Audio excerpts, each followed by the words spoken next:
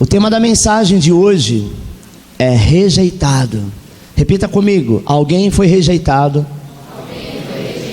para que eu pudesse ser aceito. Acompanhe comigo no quadro Lucas capítulo 14, versículo 17, diz assim: E à hora da ceia mandou o seu servo dizer aos convidados: Vinde, que já está tudo preparado. E todos a uma começaram a escusar-se. E disse-lhe o primeiro: Comprei um campo, importa ir vê-lo, e rogo-te que me hajas por escusado. E outro disse: Comprei 5 juntas de boi, e vou experimentá-los, rogo-te que me hajas por escusado. Escusar-se quer dizer desculpar-se, desobrigar-se. E o outro disse: Casei e portanto não posso ir. E voltando aquele servo anunciou essas coisas ao seu senhor. Então o pai de família, indignado, disse ao seu servo: Sai depressa pelas ruas e bairros da cidade, e traze aqui os pobres, os aleijados, os mancos e os cegos. A Bíblia diz, amado, que Jesus estava já no final do seu ministério terreno. Era o dia da Páscoa. E esse dia era um sábado, aonde Jesus entrava na casa de um dos principais dos fariseus para comer do pão, que era a tradição da Páscoa. E na casa havia um homem hidrópico, que ele tinha uma doença, que era o acúmulo de líquido no tecido celular. E a Bíblia diz que Jesus, quando ele entra nesta casa, nesse dia de sábado, ele entra para curar. Repita comigo: Jesus entrou na minha casa. E vai haver cura. Amém? Jesus, amado, naquela casa, cercado por muitos convidados, ele começou então a ensinar por parábolas. Era natural ensinar por parábolas, por exemplos, porque por muitas vezes Jesus falava de assuntos muito difíceis. Então, para que todos pudessem ter um bom entendimento, embora que alguns entendiam, mas tinha outros que não eram, pessoas tão cultas, né? Então Jesus usava parábolas, e ele inicia a primeira parábola, dos primeiros assentos e convidados. Ele fala assim: olha, existem os primeiros assentos e os primeiros convidados. Quando Jesus fala sobre isso, o povo judeu sabia o que ele estava dizendo. Ele estava falando sobre uma grande festa que iria haver. Então ele disse: um certo homem fez uma grande ceia e convidou a muitos. E naquela época era comum, quando se convidava os homens de posição ou pessoas de grande influência. Como que acontecia? Quando alguém era convidado para uma festa de casamento, se enviava-se 2 convites, ou uma festa que era muito importante. Quando você vai levar o convite para alguém, você leva um convite, não é? Normalmente, hoje em dia, por conta de algumas pessoas fazerem festa em buffet, ela leva o convite e diz assim: olha, se possível até tal dia, liga neste número e confirma se você realmente vai, para que eles então possam estar fazendo exatamente a quantidade de pessoas que vão, para não faltar, e também para que não pague nada extra. Era comum, os homens convidavam com 2 convites. O primeiro convite era para comunicar, os convidados da festa, e eles então confirmavam já no primeiro convite. Eles diziam: vamos ou não vamos? E diz a Bíblia que todos eles receberam o primeiro convite, e disseram que iriam. Aí então, mais uns dias, ele envia o segundo convite. O segundo convite era apenas para dizer o horário da festa e o local que haveria de ser. Normalmente o local era natural que fosse na casa desta família, e o horário normalmente era à noite, porque era comidas, E aí esse convite, ele foi aceito primeiro com satisfação, mas quando foi o segundo, que agora a festa já estava preparada, nessa parábola diz que o segundo convite foi recusado com várias desculpas. É terrível, amado, quando nós temos um compromisso e de repente temos que dar uma desculpa esfarrapada, dizendo: olha, eu não vou por causa disso ou por causa daquilo. Mateus 20:16 diz assim: assim os derradeiros serão primeiros, e os primeiros derradeiros, porque muitos são chamados, mas poucos são os escolhidos. Imagine você preparar uma festa, convidar várias pessoas, você preparou toda a estrutura, pagou uma nota no buffet, você convidou pessoas que você ama, porque a gente só convida pessoas que a gente ama, não é verdade? A gente nunca convida inimigo. Normalmente você convida pessoas que você ama, pessoa que você quer que ela se sinta bem, que ela se sinta realmente muito bem amparado, que ela coma muito bem. Então, para isso, houve toda uma preparação. E por conta disso, você faz o quê? Você confirma. Todos confirmaram. E na hora da festa não aparecer ninguém, é muito chato, não é? Deve ser muito triste, muito frustrante. A gente acaba se sentindo a pior pessoa do mundo, porque você entende que você ama aquela pessoa e ela não soube nem sequer responder com amor, mas ela traz algumas desculpas que a gente sabe que não procedem. Ponto 1, os convidados para a festa. Os convidados, amado, refere-se ao primeiro lugar, né? Jesus ele fala para os judeus. O servo que saiu com o primeiro convite simboliza que Deus chamou a fim de preparar a vinda do Messias. Essa parábola estava querendo dizer, o mestre está voltando, porque o dia que houver o arrebatamento, vai haver uma grande festa no céu. Então o Senhor, a cada dia, através das igrejas, Ele está trazendo um convite para você. Está dizendo para você, olha, muito breve eu vou voltar, muito breve eu vou estar retornando, e haverá uma grande festa no céu, chamado Bodas do Cordeiro, e você está convidado.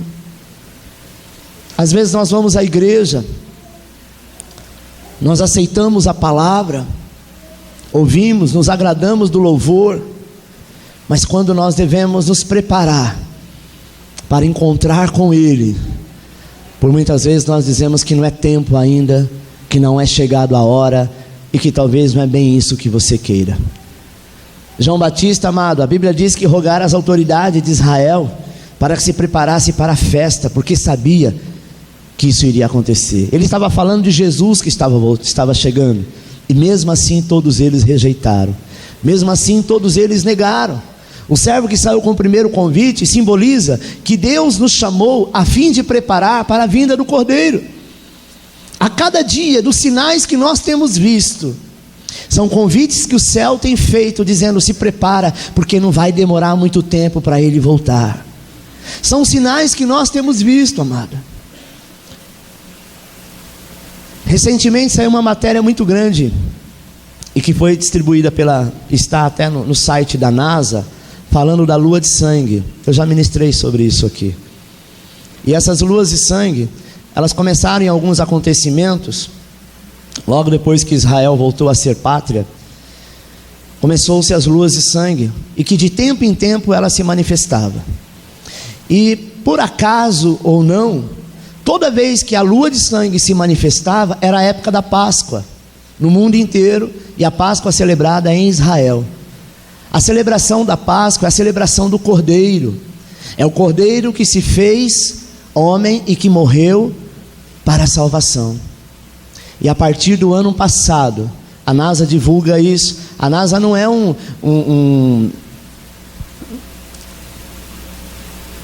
uma organização evangélica, embora que eles tenham muita tradição evangélica por ser americano, mas são de pesquisas, o foco deles é pesquisas, e eles deixaram bem claro, está no site da NASA, que a partir de 2015, de 14 para 2015, amado, a lua de sangue passava a não mais se manifestar na época da Páscoa, e sim na época em que lá em Israel se faz a festa do tabernáculo.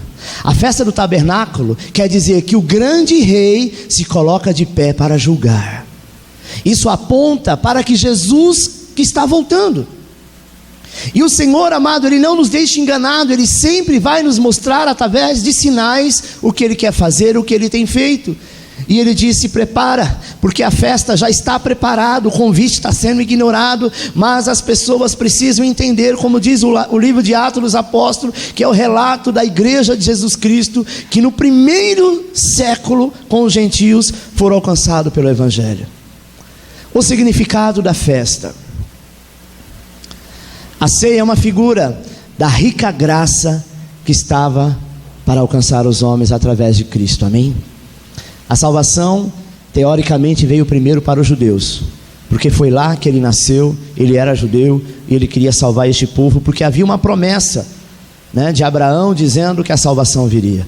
O livro de Mateus, capítulo 15, versículo 24, diz assim, e ele respondendo disse, eu não fui enviado senão as ovelhas perdidas da casa de Israel. Ou seja, Jesus ele foi enviado para salvar o judeu, mas o judeu não quis. O judeu queria um Messias que era político, um Messias que era rei, um Messias que era semelhante ao reinado que acontecia dos romanos, como César e tantos outros, sabe, irmão? Mas como os judeus rejeitaram a Jesus como Messias, o gentio o aceitou. Quem são os gentios? Deus olha para a terra e enxerga 3 povos. Repita comigo: igreja, gentil e judeu. Igreja são aqueles que são lavados e remidos no sangue de Cordeiro, que aceitaram Jesus como Senhor e Salvador. Esta é a igreja. Judeu é o povo judeu que está debaixo da promessa de Abraão. E gentil é todo aquele de qualquer religião. Pode ser budista, kardecista, espírita, católico, testemunha de Jeová, enfim, que não é nem judeu e nem é igreja lavada e remida no sangue do Cordeiro. Então a Bíblia diz que ele veio para os judeus, mas os judeus o rejeitaram. Então ele faz esta festa e ele diz assim, que esta festa agora seria para os gentios, como eu, que era candomblessista, e um dia o Senhor me alcançou e disse: a partir de agora você vai ser meu servo. Te alcançou, você que era de qualquer credo, de qualquer religião, de qualquer seita, não importa. A Bíblia diz assim: aquele que vier a mim, de maneira nenhuma eu lançarei fora. Sabe o que o mundo não entende, amado? É que a gente já fez tanta coisa errada e não consegue entender que se você morrer você vai para o céu. Não pode entender isso. Ninguém consegue explicar esse amor. Amém? Como muita gente não consegue explicar o amor de mãe, que às vezes fica com fome, mas é preferível dar para o filho, morre ela no lugar dele. Talvez nem o pai consegue entender um amor desse. O amor de Deus é superior ao amor de muitas mães. E Ele não está preocupado com o que você fez, mas Ele está preocupado que no momento que você disser: Senhor, eu me arrependo, Ele está pronto para te abençoar. Há muitas igrejas que infelizmente continuam pregando que se você morrer você vai para o inferno. Deixa eu te falar uma coisa: não importa quanto tempo você é crente, mas se você está debaixo da graça do Senhor, o pecado pode até acontecer na tua vida, não deveria, mas se ele acontecer e você pedir perdão, o Senhor te perdoa, você está salvo. Sabe, irmão? Tem gente que diz assim, hoje eu ouvi um jovem, né, na aula de manhã, ele disse: pastor, eu aprendi assim, agora você batizou, o demônio que estava sobre você foi embora, só que tem um porém: se você pecar, ele volta e traz mais 7. Ele disse: meu Deus, agora o negócio ficou estreito. Isso é verdade? Sim, é verdade. Mas não é assim só pelo fato de eu pecar. A Bíblia diz que aquele que abandona a fé, aquele que volta para o lixo, aquele que volta para o mundo, aquele que volta para o pecado, como eu, vamos dizer que eu voltasse lá para o candomblé e continuasse fazendo sacrifício de animais e adorando a Satanás, o demônio que estava sobre a minha vida, a Bíblia diz que ele volta e traz mais 7 piores do que ele. Por quê? Porque ele quer que eu morra, porque eu morrendo nesta condição, aí sim eu estou no inferno. Amém? Mas se eu pequei, errei e pedi perdão de coração, Ele está pronto para me perdoar. Eu gosto muito de usar o exemplo de pai e filho. Você tem um filho que você ama, um determinado momento da vida dele, ele fez alguma coisa muito triste para você, tentou até te matar, ele vai deixar de ser seu filho por causa disso? Se ele se arrepender, você não está pronto, mesmo ferido, para abençoá-lo? Assim é Deus, meu irmão. O Senhor não está dizendo se você vai para o lado de fora e continua lá fora, mas Ele sabe que todo o seu chamado da tua vida vai ter momentos que você vai fraquejar, que você vai cair, que você vai de repente vacilar. Só que nós temos um advogado no céu chamado Jesus Cristo, justo de Deus. Quando você confessar o teu pecado, a Bíblia diz, quando você confessar o pecado e deixá-lo, o Senhor não leva isso mais como maldição, mas Ele lança no tempo da ignorância. Amém? Quantos estão aqui nesta noite, está entendendo o que eu estou dizendo? Levante a mão. Diz para a pessoa que está do teu lado: se você aceitou Jesus e segue, você é salvo. Amém? Talvez alguém vai dizer assim: como você é salvo se você fez isso e mais isso? Sabe o que o mundo não consegue entender? É que quando eu falo de todo o coração, Senhor me perdoa, Ele está pronto para me perdoar. Isso é amor. Amém? Talvez você olhe para uma pessoa que perdoou, uma coisa que o ser humano coloca muito no coração e tem isso como peso. Um homem que perdoou uma mulher porque traiu. Talvez para o ego do homem isso é muito difícil. Talvez ele ama tanto essa mulher que ele fala: olha, eu vou perdoar, mas alguma coisa fica no ouvido dele dizendo: não perdoa porque seus amigos vão debochar de você, ou vice-versa, ou suas amigas vão debochar de você. O amor, amado, ele é algo tão inexplicável que ele consegue superar o que os outros vão dizer e esquecer o que aconteceu, porque ninguém está livre de nada. Amém? E Deus, ele não está preocupado se o seu pecado foi uma mentira ou se foi um pecado de adultério, mas ele está preocupado no momento que você disser: Senhor, eu reconheço que errei, pequei e me arrependo, então portanto não tire de mim o teu Espírito Santo. Davi, quando ele pecou, amado, com Betseba, uma das suas orações foi: Senhor, faça o que quiser fazer comigo, mas não retira de mim o teu Espírito Santo. Salmo 51: cria em mim, ó Deus, um espírito voluntário, ou seja, o Espírito Santo que está em mim, não tira ele de mim, porque quando nós não temos o Espírito Santo, nós não temos mais nada. E eu quero te dizer que o dia que você aceitou Jesus, foi soprado o Espírito Santo sobre você. Ainda que você não tenha sido batizado com o Espírito Santo, mas você tem o Espírito Santo. É o Espírito Santo que te faz adorar, é o Espírito Santo que te faz orar, é o Espírito Santo que te faz crer, é o Espírito Santo que faz caminhar, é o Espírito Santo que faz você conduzir a caminhos que alegram ao Senhor, é o Espírito Santo que te convence do pecado, que fala que você errou e você se arrepende e Ele mesmo te perdoa. Amém? É o Espírito Santo que não vê a hora de você morrer, ouvir o arrebatamento para morar com Ele eternamente na glória. Sabe, meu irmão? E todos esses homens não entenderam o significado desta festa. Festa é para comemorar o enterro de alguém? Não. Festa é para comemorar a falência de uma empresa? Não. Festa é para comemorar uma má notícia? Não. Festa é para comemorar coisa boa, onde as pessoas vão ficar alegres, onde as pessoas têm o amor, onde as pessoas têm a presença e a graça do Senhor. Ele estava fazendo uma festa porque ele estava dizendo: esses que participarão desta festa, eles vão morar comigo eternamente. Ponto 2, pretextos apresentados pelos convidados. Os convidados foram unânimes, todos eles usaram a mesma desculpa, mas a verdade, amado, é que eles não desejavam ir à festa do rei. Nós também recebemos o convite um dia, recebemos a bênção do Senhor, abrimos o nosso coração, mas chegou um momento em que certas coisas talvez começaram a entrar em nossas vidas e talvez se tornaram mais importante do que a comunhão, do que a bênção do Senhor, e infelizmente ficou em segundo plano, em segundo lugar. Isso chama-se rejeição. Amém? Toda vez que nós rejeitamos a Deus, nós rejeitamos com as nossas atitudes. Deixa eu te dizer uma coisa: vai ter um dia que vai ter pessoas que vão sair da tua casa querendo vir à igreja, e a igreja não vai estar mais lá, o prédio vai estar, mas nós é que somos igreja, e esta igreja já foi para o céu. Vai chegar um dia em que as pessoas vão olhar de um lado para outro, vai ter notícia no Jornal Nacional, sabe, na CNN, todos os jornais do mundo inteiro dizendo: desapareceu um povo da terra. Vai ter aqueles que vai dizer que vai ser uma grande espaçonave que os marcianos vieram e sequestraram. Isso é conversa para boi dormir. Eles falam isso porque não querem aceitar que Jesus está às portas. Assim como foi nos dias de Noé, ninguém acreditava, chamava Noé de louco, como muitas vezes nós somos chamados de louco. Mas, amado, deixa eu te contar uma verdade. Eu sei que você sabe, mas eu gosto sempre de repetir essa verdade.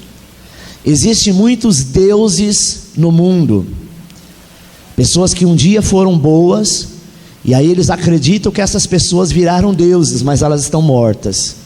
O máximo que tem é uma imagem de escultura onde as pessoas reverenciam aquilo, mas o único Deus que está vivo, que morreu, mas ao terceiro dia ressuscitou, andou 40 dias na terra, fazendo milagre, atravessando parede e fazendo coisas maravilhosas, foi Jesus. E este mesmo foi em ascensão ao céu e disse: eu vou voltar. Então a promessa dele é real, a promessa dele é viva. Nós temos a certeza que a tua palavra nos ensina isso.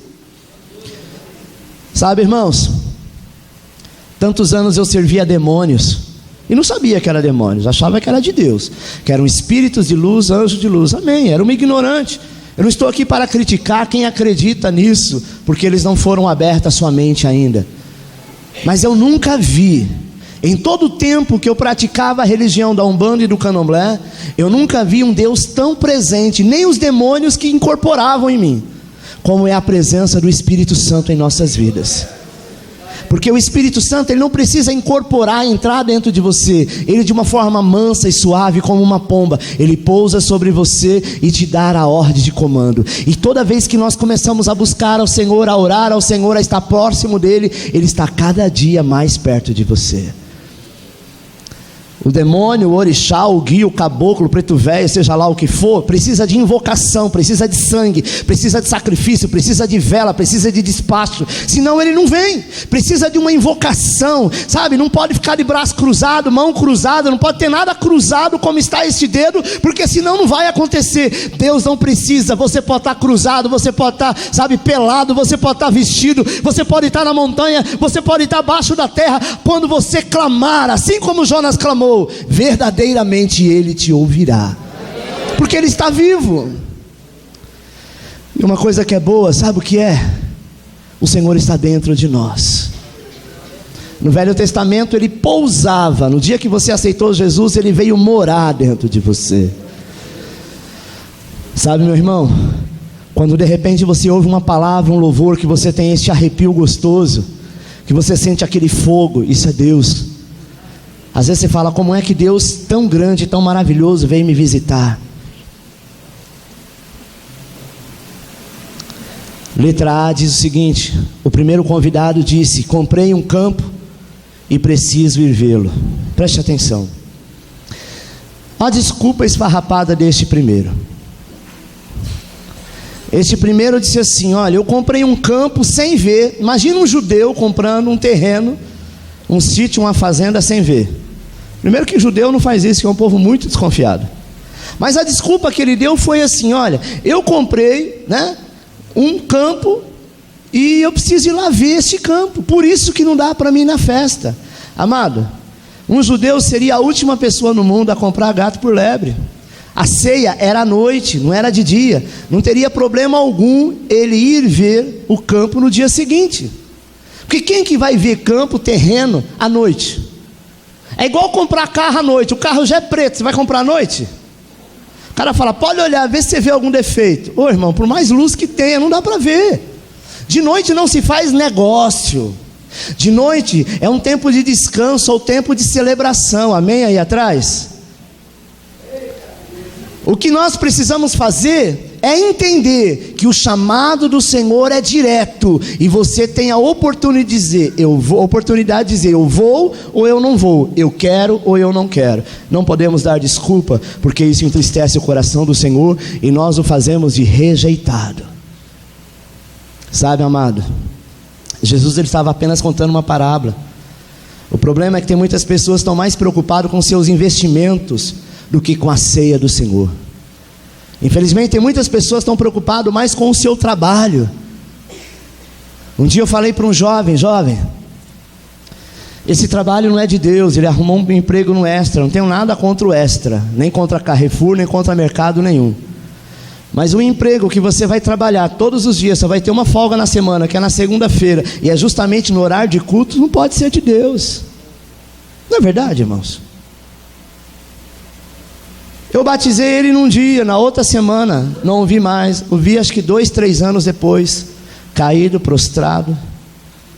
Me abraçou na rua, nem o reconheci. Disse, nossa pastor, bem que você disse, eu estou naquele emprego até hoje. E eles me prometeram que no mês seguinte mudava o horário. Mentira, eu estou lá até hoje.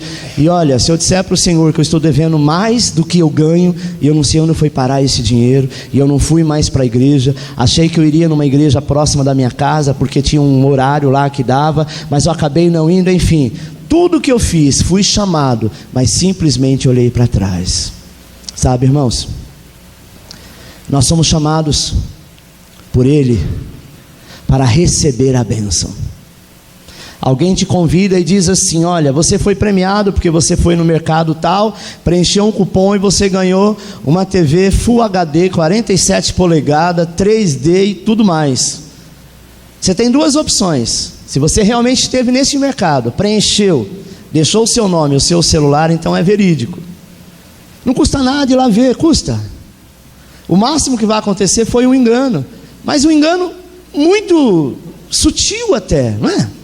Preste atenção, o Senhor está nos chamando para uma grande festa, para morar com Ele eternamente, um lugar onde será totalmente o oposto do inferno, porque Ele já nos tirou do inferno, e a gente fica colocando coisas no lugar daquele que vive e reina para todo sempre. Ah, mas eu tenho que estudar, eu tenho que trabalhar, eu tenho que fazer hora extra, amado, tudo isso nós precisamos fazer, mas a Bíblia diz, se o dia que o Senhor te chamar, para você findar a tua vida e ter um encontro com Ele, o que você tem para apresentar a Ele? Hora extra? Banco de horas? Diploma na faculdade? Nada disso herdará o reino dos céus. Pastor, então eu não tenho que estudar? Tenho. Não tenho que trabalhar? Tenho. Mas nós temos que entender que nós temos também que priorizar aquilo que é de Deus. Neste exato momento, amado, pelo menos no meu relógio, é quase 8h40, amém? 8h38 aproximadamente. Nesse segundo aqui, milhares de pessoas no mundo estão morrendo nesta hora. Dentre eles, muitos deles estão indo para o inferno. Com certeza eles tiveram alguma oportunidade, mas não quiseram, acharam, amanhã eu faço, quando eu ficar mais velho eu vou, quando for, outro tempo eu vou me mover. Mas preste atenção, o dia é hoje. Então o Senhor, Ele disse que essas riquezas espirituais é para aqueles que o buscam. Filipenses 2:21 diz assim: porque todos buscam o que é seu e não o que é de Cristo Jesus. Jesus disse: quão dificilmente entrarão no reino de Deus os que têm riqueza. Mantém isso no quadro. Ele não está dizendo aqui que o rico não vai para o céu, não é isso, mas ele diz que aquele que coloca o seu coração na riqueza, este não vai herdar o reino dos céus. Tem pessoas que trabalham em um emprego, arruma outro, arruma o terceiro, arruma o quarto, arruma o quinto, e ele fala: pastor, eu trabalho porque a minha mulher gasta demais, então eu tenho que mantê-la. Eu falei: você vai manter ela de sapato, de joia, de tudo, mas você vai perder o principal, que é a comunhão com a tua esposa e com os teus filhos. O dia que você cair numa cama, todos essa ambição que você tem, não vai conseguir te tirar de lá. Adianta você trabalhar tanto e perder sua família? Adianta você correr tanto, e não ter paz? Quando Jesus fala dos ricos, ele fala que não é que o rico não vai herdar o reino do céu, mas ele fala que é aquele que coloca seu coração na riqueza. Um jovem chegou a Cristo e disse assim: Senhor, eu quero te servir. O Senhor conhecia ele. Ele disse: olha, eu jejuo tantas vezes por semana, eu oro tantas vezes por semana, eu diante de Deus, eu faço muita coisa melhor que os seus discípulos fazem. Jesus olhou para ele e falou: tudo bem, você quer me seguir? Então vende tudo que você tem, dê aos pobres e vem me seguir.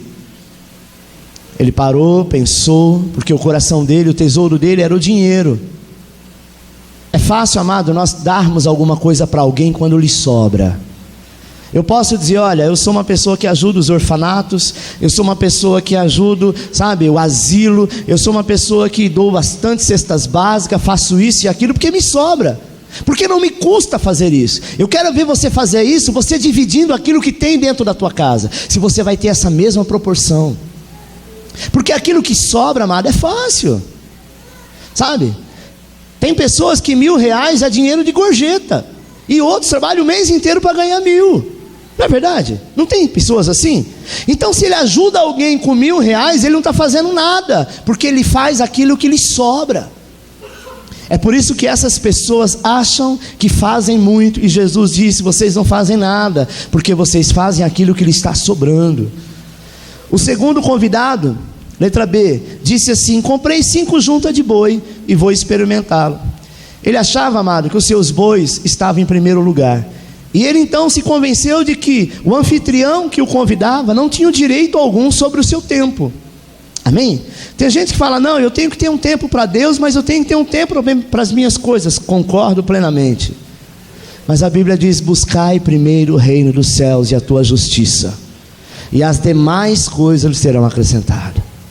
Esse convidado, amado, representa os que estão, tão envolvidos com as suas ocupações, que não concedem qualquer tempo ou oportunidade para o interesse da sua alma. E o Senhor, Ele quer nos chamar a atenção nesta noite. O terceiro convidado, ele diz: casei-me e por isso não posso ir. Esse terceiro convidado é a imagem daqueles que com suas ocupações controlam o seu tempo e pensamentos. A união conjugal, os deveres familiares nunca devem ser motivo de nos separar de Deus.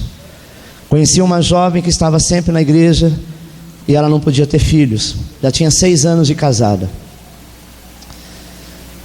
E um dia ela teve o seu filho, e foi numa época, amado, que a criança nasceu de abril para frente. Então aí começou a entrar o tempo do inverno, né? Maio, junho, e ela sumiu da igreja.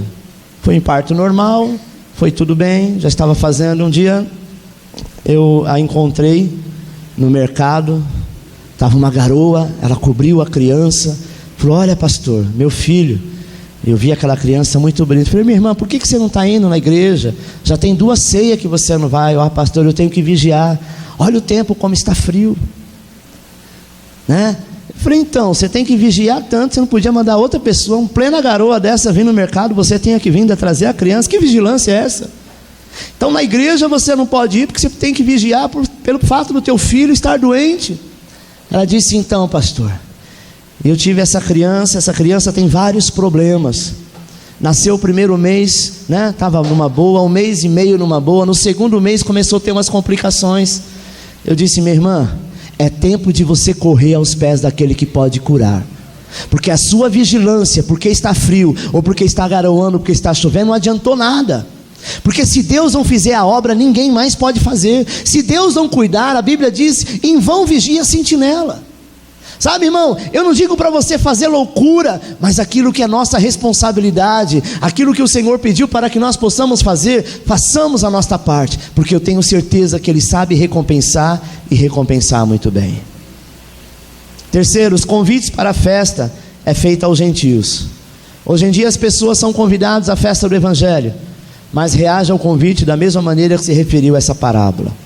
As pessoas hoje, amado, conseguem perceber que o convite vem do Rei dos Reis para participar da mesa real, mas a rejeição é notória. Esse convite é uma grave desobediência e que infelizmente o levará ao inferno. Se você chamar um amigo seu, talvez para ir para uma balada, para usar droga, é mais fácil ele falar: opa, é nós. Mas quando nós chamamos para ir para a igreja, ele fala: igreja, não tem outro lugar melhor, tinha que ser igreja. Eu até entendo, porque eu também falava a mesma coisa. Mas nós não devemos parar de insistir, porque um dia essa pessoa será salva, e ela vai poder te agradecer e dizer obrigado pela sua insistência. Os novos convidados, amado, quando eles ouviram todas aquelas desculpas, juntamente com o rei, ficaram indignados. Como é que alguém prepara um banquete e as pessoas simplesmente não querem saber? Aí então o dono da casa disse assim: sai depressa pelas ruas, bairros da cidade, traze aqui os pobres, os aleijados, os mancos, cegos, trazem aquelas pessoas que realmente necessitam, porque eu vim para o judeu, mas o judeu não quis. Agora eu vou abençoar aqueles que querem. Esses que se achavam ricos e poderosos, eles acharam que o seu dinheiro poderia comprá-lo, mas eu vou estender a minha misericórdia para o gentio que somos nós. Um dia você não merecia, talvez foi julgado pela família, com certeza foi condenado por muitas pessoas, mas o Senhor te resgatou e disse: tu és meu e ninguém lançará a mão de ti. Os pobres são aqueles que não têm nada, estão desprovidos dos valores desta vida. Amém, amado? Eu conheço pessoas que são pobres financeiramente, mas são milionários em graça, em humildade. E conheço muitos ricos que são muito pobres, paupérrimos. Amém? Nem educação tem. E você já deve ter conhecido alguns. Como tem aquele pobre que não tem onde cair morto e é arrogante, né? Ele se acha o rico. Então tem toda situação.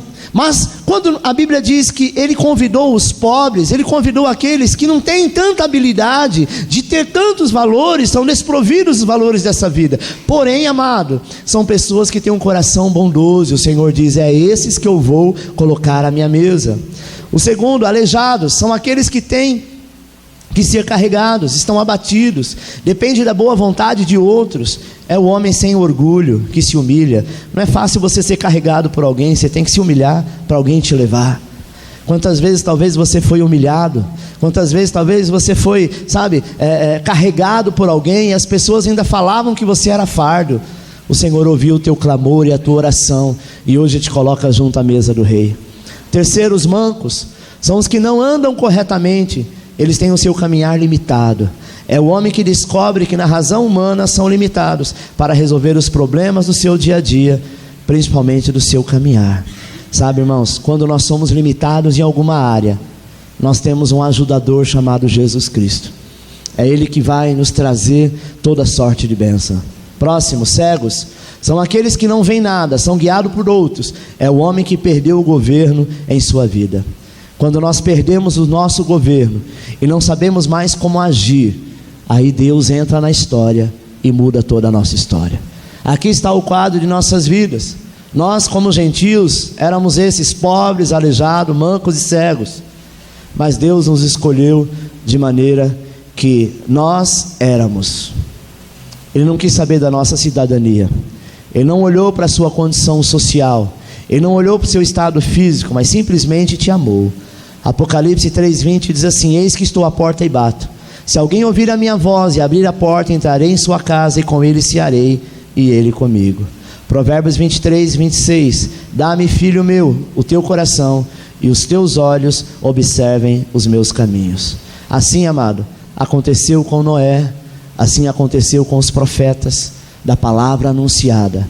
E hoje essa palavra chega ao teu coração, para que você realmente possa dar ouvido ao que o Senhor tem para falar contigo.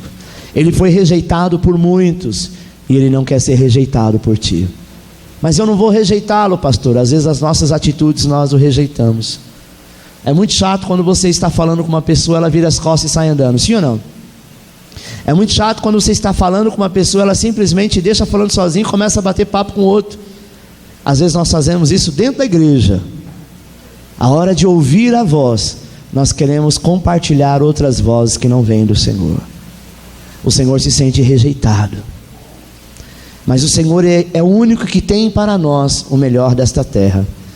É o único que tem para nós o melhor desta vida.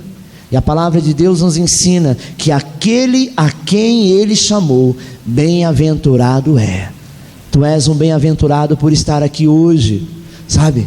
Por poder glorificar o nome do Senhor, por poder exaltar aquele que vive e reina para todo sempre. Você é um bem-aventurado porque hoje Deus está te chamando para a grande festa. Fecha os teus olhos, eu quero orar por você.